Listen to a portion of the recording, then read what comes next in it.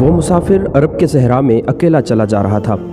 8 ہجری کے زمانے میں عرب کا وہ علاقہ جہاں مکہ اور مدینہ واقع ہے بڑا ہی خوفناک صحرا ہوا کرتا تھا، جلتا اور انسانوں کو جھلساتا ہوا ریگزار۔ ایک تو صحرا کی اپنی صعوبتیں تھیں، دوسرا خطرہ رہزنوں کا تھا۔ مسافر قافلوں کی صورت سفر کیا کرتے تھے، لیکن یہ مسافر اکیلا چلا جا رہا تھا۔ وہ اعلیٰ نسل کے جنگی گھوڑے پر سوار تھا۔ اس کی زیرہ گھوڑے کی زین کے ساتھ بندھی ہوئی تھی، اس کی کمر سے تلوار لٹک رہی تھی، اس کے ہاتھ میں برچھی تھی۔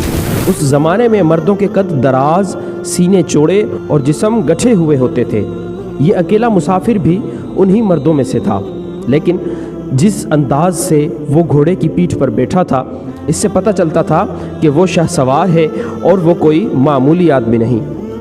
اس کے چہرے پر خوف کا ہلکا سا بھی تاثر نہیں تھا کہ رہزن اسے لوٹ لیں گے، اس سے اتنی اچھی نسل کا گھوڑا چھین لیں گے اور اسے پیدل سفر کرنا پڑے گا۔ لیکن اس کے چہرے پر جو تاثر تھا وہ قدرتی نہیں تھا، وہ کچھ سوچ رہا تھا، یادوں سے دل بہلا رہا تھا یا کچھ یادوں کو ذہن میں دفن کرنے کی کوشش کر رہا تھا۔ آگے ایک گھاٹی آئی، گھوڑا چڑھتا چلا گیا، خاصی بلندی پر جا کر زمین ہموار ہو گئی۔ سوار نے گھوڑا روک کر اسے گھمایا اور رکابوں پر کھڑے ہو کر پیچھے دیکھا۔ اسے مکہ نظر نہ آیا، مکہ افق کے نیچے چلا گیا تھا۔ ابو سلیمان، اسے جیسے آواز سنائی دی ہو، اب پیچھے نہ دیکھو، مکے کو ذہن سے اتار دو، تم مرد میدان ہو، اپنے آپ کو 2 حصوں میں نہ کٹنے دو، اپنے فیصلے پر قائم رہو، تمہاری منزل مدینہ ہے، اس لیے مکہ کی سمت سے نگاہیں ہٹا لیں۔ گھوڑے کا رخ مدینے کی طرف کیا اور باغ کو ہلکا سا جھٹکا دیا۔ گھوڑا اپنے سوار کے اشارے سمجھتا تھا، نپی تلی چال چل پڑا۔ سوار کی عمر 43 برس تھی، لیکن وہ اپنی عمر سے جوان لگتا تھا۔ سلیمان اس کے بیٹے کا نام تھا اور اس کے باپ کا نام ولید تھا، لیکن سوار نے خالد بن ولید کے بجائے ابو سلیمان کہلانا زیادہ پسند کیا۔ اسے معلوم نہ تھا کہ تاریخ اسے خالد بن ولید کے نام سے یاد رکھے گی، اور یہ نام اسلام کی عسکری روایات اور جذبے کا دوسرا نام بن جائے گا۔ مگر 43 برس کی اس عمر میں جب خالد مدینے کی طرف جا رہا تھا، اس وقت وہ مسلمان نہیں تھا۔ چھوٹی چھوٹی جھڑپوں کے علاوہ وہ مسلمانوں کے خلاف 2 بڑی جنگیں، جنگ احد اور جنگ خندق لڑ چکا تھا۔ جب رسول کریم صلی اللہ تعالیٰ علیہ وسلم پر 610 بروز سوموار پہلی وحی نازل ہوئی، اس وقت خالد کی عمر 24 سال تھی۔ اس وقت تک وہ اپنے قبیلے بنی مخزوم کے عسکری قوت کا قائد بن چکا تھا۔ بنو مخزوم کا شمار قریش کے چند معزز خاندانوں میں ہوتا تھا۔ قریش کے عسکری امور اسی خاندان کے سپرد تھے۔ قریش خالد کے باپ ولید کے احکام اور فیصلے مانتے تھے۔ 24 برس کی عمر میں یہ حیثیت خالد کو بھی حاصل ہو گئی تھی، مگر اس حیثیت کو ٹھکرا کر خالد ابو سلیمان مدینے کو جا رہا تھا۔ کبھی وہ محسوس کرتا جیسے اس کی ذات سے کوئی قوت اسے پیچھے کو گھسیٹ رہی ہو۔ جب وہ اس قوت کے اثر کو محسوس کرتا تو اس کی گردن پیچھے کو مڑ جاتی، لیکن اس کی اپنی ذات سے ایک آواز اٹھتی کہ آگے دیکھ خالد، تو ولید کا بیٹا تو ہے لیکن وہ مر گیا ہے، اب تو سلیمان کا باپ ہے اور وہ زندہ ہے۔ اس کے ذہن میں 2 نام اٹک گئے، محمد صلی اللہ تعالیٰ علیہ وسلم جو ایک نیا دین لے کر آئے تھے، اور ولید جو خالد کا باپ اور محمد صلی اللہ تعالیٰ علیہ وسلم اور آپ صلی اللہ علیہ وسلم کے دین کا بہت بڑا دشمن تھا۔ باپ یہ دشمنی ورثے کے طور پر خالد کے حوالے کر کے دنیا سے اٹھ گیا تھا۔ خالد کے گھوڑے نے پانی کی مشق پر اپنے آپ ہی رخ بدل لیا تھا۔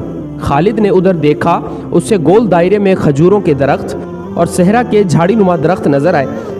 گھوڑا ادھر جا ہی رہا تھا کہ نخلستان میں داخل ہو کر خالد گھوڑے سے کود گیا۔ امامہ اتار کر وہ پانی کے کنارے 2 زانوں ہو گیا۔ اس نے پانی چلو بھر بھر کر اپنے سر پر ڈالا اور 2-4 چھینٹے منہ پر بھی پھینکے۔ اس کا گھوڑا پانی پی رہا تھا۔ خالد نے اس چشمے سے پانی پیا جو صرف انسانوں کے استعمال کے لیے تھا۔ یہ ایک چھوٹا سا جنگل تھا۔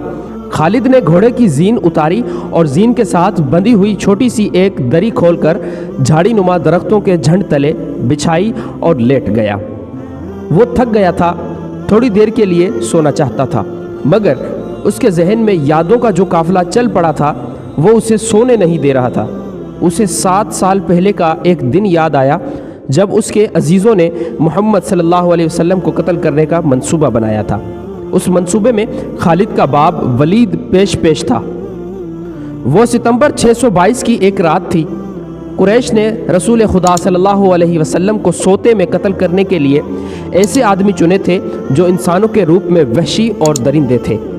खालिद कुरैश के सरकर्दा ख़ानदान का जवान था। उस वक्त उसकी उम्र 27 साल थी। वो हुजूर अकरम सल्लल्लाहु ताला अलैहि वसल्लम के कत्ल की साजिश में शरीक था, लेकिन वो कत्ल के लिए जाने वालों के गिरोह में शामिल नहीं था।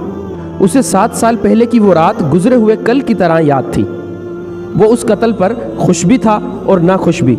खुश इसलिए कि उसके अपने कबीले ही के एक आदमी ने उसके मज़हब को, जो बुत परस्ती थी, बातिल कह दिया और अपने आप को खुदा का पैगंबर कह दिया। ऐसे दुश्मन के कत्ल पर खुश होना फितरी बात थी, और वो नाखुश इसलिए था कि वो अपने दुश्मन को ललकार कर आमने सामने की लड़ाई लड़ने का कायल था। उसने सोए हुए दुश्मन को कत्ल करने की कभी सोची ही नहीं थी। बहरहाल उसने इस साजिश की मुखालिफत नहीं की, लेकिन कत्ल की रात जब कातिल रसूल खुदा को मुकर्रर वक्त पर कत्ल करने गए तो आप सल्लल्लाहु ताला अलैहि वसल्लम का मकान खाली था। वहाँ घर का सामान भी नहीं था। न आप सल्लल्लाहु अलैहि वसल्लम का घोड़ा था और न ऊँटनी थी। कुरैश इस उम्मीद पर सोए हुए थे कि सुबह उन्हें खुशखबरी मिलेगी कि उनके मज़हब को झुटलाने और उन्हें अपने नए मज़हब की तरफ बुलाने वाला कत्ल हो गया है। मगर सुबह वो एक दूसरे को मायूसी के आलम में देख रहे थे। फिर वो सरगोशियों में एक दूसरे से पूछने लगे, मोहम्मद कहाँ गया? रसूल खुदा सल्लल्लाहु ताला अलैहि वसल्लम कत्ल के वक्त से बहुत पहले अपने कत्ल की साजिश से आगाह होकर यसरब यानी मदीने को हिजरत कर गए थे। सुबह तक आप बहुत दूर निकल गए थे। खालिद के जहन से यादें फूटती चली आ रही थी। जहन पीछे ही पीछे हटते हटते 16 बरस दूर जा निकला। 613 की एक शाम रसूल करीम सल्लल्लाहु ताला अलैहि वसल्लम ने कुरैश के चंद एक सरकर्दा अफराद को अपने यहाँ खाने पर मदऊ किया। खाने के बाद रसूल करीम सल्लल्लाहु ताला अलैहि वसल्लम ने अपने मेहमानों से कहा, ए बनी अब्दुल मुत्तलिब, मैं तुम्हारे सामने जो तोहफ़ा पेश करने लगा हूँ वो अरब का कोई और शख्स पेश नहीं कर सकता, इसलिए कि अल्लाह ने मुझे मुंतखब किया है। मुझे अल्लाह ने हुक्म दिया है कि तुम्हें एक ऐसे मज़हब की तरफ बुलाऊं जो तुम्हारी दुनिया के साथ तुम्हारी आकिबत भी आसूदा और मसरूर कर देगा। इस तरह रसूल खुदा सल्लल्लाहु ताला अलैहि वसल्लम ने पहली वही के नुज़ूल के 3 साल बाद अपने करीबी अजीज़ों को इस्लाम कबूल करने की दावत दी। खालिद इस महफिल में नहीं था, उसका बाप मदू था। उसने खालिद को मजाक उड़ाने के अंदाज में बताया था कि अब्दुल मुत्तलिब के पोते मोहम्मद सल्लल्लाहु ताला अलैहि वसल्लम ने कहा है कि वो अल्लाह का भेजा हुआ नबी है। हम जानते हैं कि अब्दुल मुत्तलिब कुरैश का एक सरदार था। वलीद ने अपने बेटे खालिद से कहा, बेशक मोहम्मद का ख़ानदान आला हैसियत रखता है, लेकिन नबूवत का दावा उस ख़ानदान का कोई फ़र्द क्यों करे? अल्लाह की कसम और हबल और उज़ा की, मेरे ख़ानदान का रुतबा किसी से कम नहीं।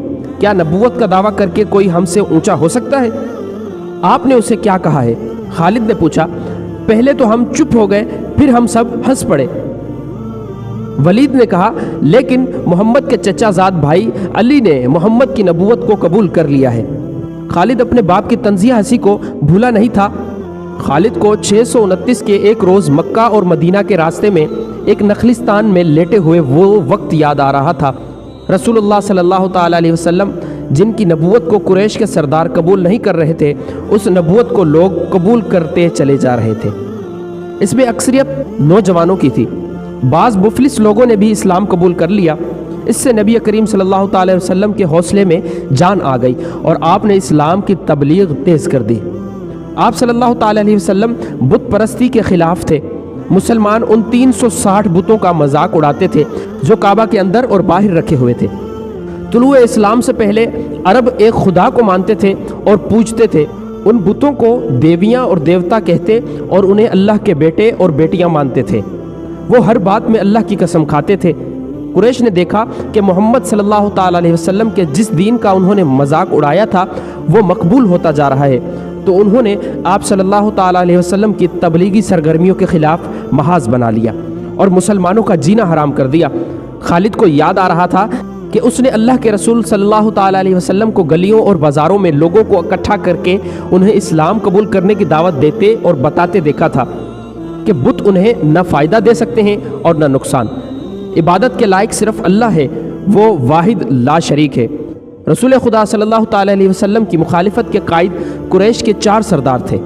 ایک تو خالد کا باپ ولید تھا، دوسرا نبی کریم صلی اللہ تعالیٰ علیہ وسلم کا اپنا چچا ابو لہب تھا، تیسرا ابو سفیان اور چوتھا ابو الحاکم تھا جو خالد کا چچا زاد بھائی تھا۔ مسلمانوں پر سب سے زیادہ ظلم و تشدد اسی شخص نے کیا تھا۔ وہ جہالت کی حد تک کینہ پرور اور مسلم کش تھا، اسی لیے مسلمان اسے ابو جہل کہنے لگے تھے۔ یہ نام اتنا عام ہوا کہ لوگ جیسے اس کا اصل نام بھول ہی گئے ہوں۔ تاریخ نے بھی اس پستہ قد، بھینگے اور لوہے کے طرح مضبوط آدمی کو ابو جہل کے نام سے ہی یاد رکھا ہے۔ خالد کو یہ یادیں پریشان کرنے لگیں، شاید شرمسار بھی۔ قریش کے لوگوں نے رسول خدا صلی اللہ تعالیٰ علیہ وسلم کے گھر میں کئی بار غلاظت پھینکی تھی۔ جہاں کوئی مسلمان اسلام کی تبلیغ کرتا ہوتا وہاں قریش کے آدمی جہاں پہنچتے اور ہلڑ مچاتے تھے۔ بد اخلاق اور دھتکارے ہوئے آدمیوں کو رسول خدا صلی اللہ تعالیٰ علیہ وسلم کو پریشان کرتے رہنے کے کام پر لگا دیا گیا تھا۔ خالد کو یہ اطمینان ضرور تھا کہ اس کے باپ نے محمد کے خلاف ایسی کوئی گھٹیا حرکت نہیں کی تھی۔ وہ 2 مرتبہ قریش کے 3-4 سرداروں کو ساتھ لے کر رسول خدا صلی اللہ تعالیٰ علیہ وسلم کے چچا ابو طالب کے پاس یہ کہنے گیا تھا کہ وہ اپنے بھتیجے رسول خدا صلی اللہ تعالیٰ علیہ وسلم کو بتوں کی توہین اور نبوت کے دعوے سے روکے، ورنہ وہ کسی کے ہاتھوں قتل ہو جائے گا۔ ابو طالب نے ان لوگوں کو دونوں مرتبہ ٹال دیا تھا۔ خالد کو اپنے باپ کی بہت بڑی قربانی یاد آئی۔ عمارہ خالد کا بھائی تھا، وہ خاص طور پر خوبصورت نوجوان تھا، وہ ذہین تھا اور اس میں بانک پن تھا۔ خالد کے باپ ولید نے اپنے اتنے خوبصورت بیٹے عمارہ کو قریش کے 2 سرداروں کے حوالے کیا اور انہیں کہا کہ اسے محمد کے چچا ابو طالب کے پاس لے جاؤ اور اس سے کہو کہ میرا بیٹا رکھ لو اور اس کے بدلے محمد صلی اللہ علیہ وسلم ہمیں دے دو۔ خالد اپنے باپ کے اس فیصلے پر کانپ اٹھا تھا اور جب اس کا بھائی عمارہ دونوں سرداروں کے ساتھ چلا گیا تھا تو خالد تنہائی میں جا کر رویا تھا۔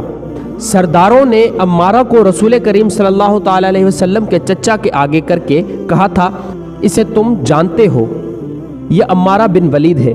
تم یہ بھی جانتے ہوگے کہ بنو ہاشم نے جس کے تم سردار ہو ابھی تک اس جیسا سجیلا اور عقل مند جوان پیدا نہیں کیا۔ یہ ہم ہمیشہ کے لیے تمہارے حوالے کرنے آئے ہیں۔ اسے اپنا بیٹا بنا کر رکھو گے تو یہ تمام عمر فرما بردار رہے گا، اور اگر اسے اپنا غلام بنا لو گے تو قسم ہے اللہ کی تم پر اپنی جان بھی قربان کر دے گا۔ مگر تم اسے میرے حوالے کیوں کر رہے ہو؟ ابو طالب نے پوچھا۔ کیا بنو مخزوم کی ماؤں نے اپنے بیٹوں کو نیلام کرنا شروع کر دیا ہے؟ اس کی کتنی قیمت چاہتے ہو؟ اس کے عوض ہمیں اپنا بھتیجا محمد دے دو۔ قریش کے ایک سردار نے کہا، تمہارا یہ بھتیجا تمہاری رسوائی کا باعث بن گیا ہے۔ اس نے تمہارے آباء و اجداد کے مذہب کو رد کر کے نیا مذہب بنا لیا ہے۔ کیا تم دیکھ نہیں رہے کہ اس نے قبیلے میں آدمی کو آدمی کا دشمن بنا دیا ہے؟ تم میرے بھتیجے کو لے جا کر کیا کرو گے؟ قتل۔ قریش کے دوسرے سردار نے جواب دیا، ہم محمد صلی اللہ تعالیٰ علیہ وسلم کو قتل کریں گے۔ یہ بے انصافی نہیں ہوگی۔ تم دیکھ رہے ہو کہ ہم تمہارے بھتیجے کے بدلے تمہیں اپنا بیٹا دے رہے ہیں۔ ابو طالب نے کہا، یہ بہت بڑی بے انصافی ہوگی۔ تم میرے بھتیجے کو قتل کرو گے اور میں تمہارے بیٹے کو پالوں گا، اس پر خرچ کروں گا اور اسے بہت اچھی زندگی دوں گا۔ تم میرے پاس کیسا انصاف لے کر آئے ہو؟ میں تمہیں عزت سے رخصت کرتا ہوں۔ خالد نے جب اپنے بھائی کو اپنے سرداروں کے ساتھ واپس آتے دیکھا اور سرداروں نے سنا کہ ابو طالب نے یہ سودا قبول نہیں کیا تو خالد کو دلی مسرت ہوئی تھی۔ محمد صلی اللہ تعالیٰ علیہ وسلم کا تم نے کیا بگاڑ لیا تھا ابو سلیمان؟ خالد کی ذات سے ایک سوال اٹھا۔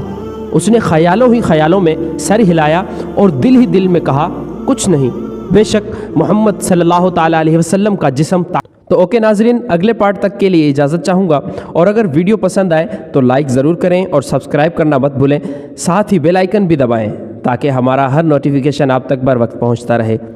اللہ حافظ۔